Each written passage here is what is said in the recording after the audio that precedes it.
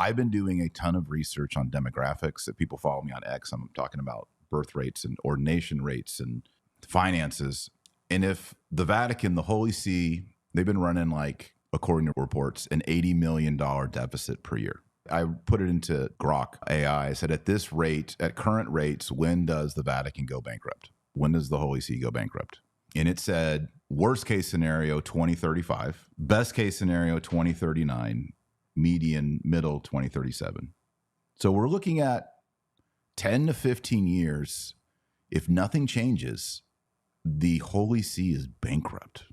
If you're like, man, if we could just get, the UN to drop us 80 million a year, or if we could get, an NGO, or if we could get the United States of America, or we could get a Joe Biden back in there and start getting some money flowing, how do we prove that we are worthy of big money grants in a global environment? Environmentalism, homosexuality, incorporating of lesser people, immigration.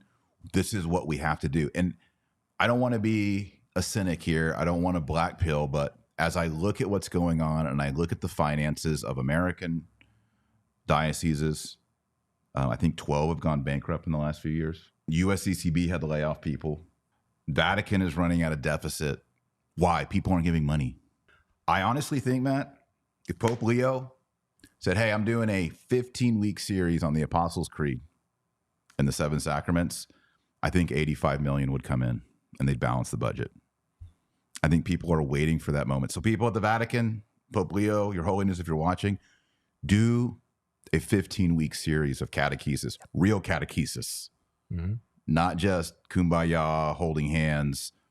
Teach the faith. It's been proven correct, 100%. And a prime example of that is the building of the Immaculata in St. Mary's, Kansas, by the SSPX a few years ago. Didn't you go to the opening consecration mass? Yep.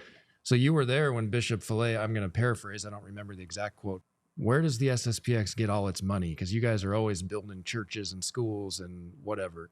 It was a question from Pope Francis communicated to Bishop Fillet through another prelate. Yes. Yeah, I've heard this story. Yeah. And Bishop Fillet basically told the guy, it's not that we have all this money in reserve. It's because it comes from faithful who have the faith and believe.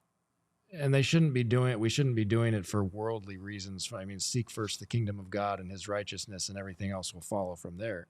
But yeah, if they want to balance their budget and be in the black, they should be promoting orthodoxy, tradition, all that stuff.